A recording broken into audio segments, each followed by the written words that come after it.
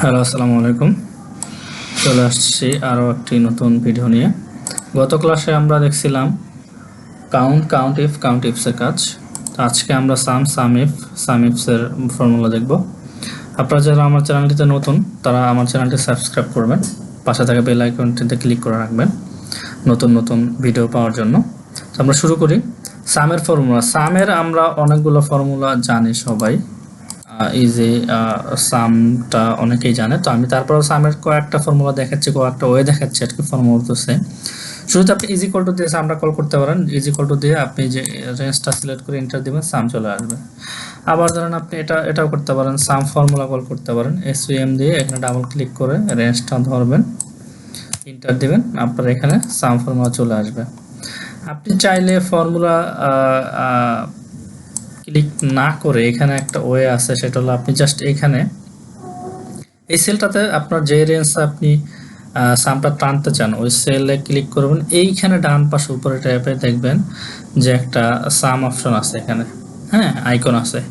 এই যে সাম আইকন, এইখানে আপনি ক্লিক করলে দেখেন আমার এই সামটা চলে আসছে অটো।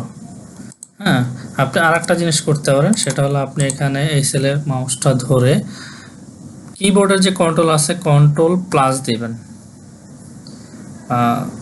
কিবোর্ডে কন্ট্রোল না, ওয়াল্টার ধরে ইজ ইকুয়াল টু দিবেন।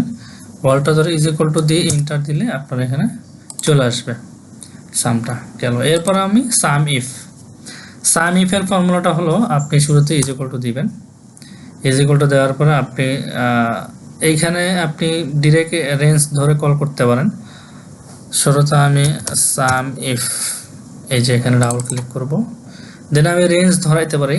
তো আমাদের জন্য ইজি হয় যে আমি যদি এই যে ফাংশনে ক্লিক করি, আমার এখানে আপনার ঘর আকারে চলে আসবে। আর আমি যদি এখানে রেঞ্জ আকারে ধরাই, কমা প্লাস কোটেশনের ভিতরে ডাটাগুলো দিতে হবে, সেটা একটু কঠিন হয়ে যায়। তো আমি রেঞ্জ দেই।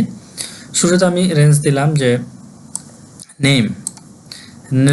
নেম রেঞ্জের পরে আমি ক্রাইটেরিয়া দিলাম যে সাউন্ড। এই আমি যে রেঞ্জটা সিলেক্ট করছি এটার ভিতরে সাউন্ড নামে যে লোক আছে তার আপনার সাম চলে আসবে।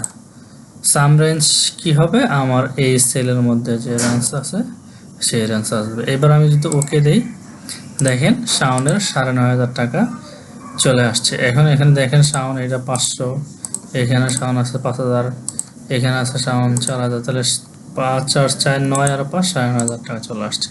এখানে আপনি সাউন্ডের এখানে অন্য কিছু দিতে পারেন। হ্যাঁ, ধরেন যে আমি এখানে সাউন্ডের পরিবর্তে যদি দেই অমিত, হ্যাঁ, অমিত দিলে অমিতের এখানে একটাই আছে, হ্যাঁ, ২৯০০ টাকা চলে আসছে। এভাবে সাম ইফের ফর্মুলা। এরপরে সাম ইফে যেটা ছিল, একটা রেঞ্জ ছিল, একটা কন্ডিশন ছিল। সাম ইফে দুইটা কন্ডিশন হবে। হ্যাঁ, এরপরে আমরা সাম ইফের ডাটা কল করব। সাম ইফ আমি is equal to some if formula call করলাম, ডাবল ক্লিক করলাম, ফাংশন ক্লিক করলাম, সাম রেঞ্জ দিলাম। এখানে রেঞ্জ আমার এটা, এই রেঞ্জের ডাটা আমি কল করব। ক্রাইটেরিয়া 1 আমি শুরুতে নাম দিলাম, এখানে কি নামে থাকবে, সাউন্ড নামে আমি দেখব। ক্রাইটেরিয়া 2 আমার এরিয়াটা আমি দিলাম।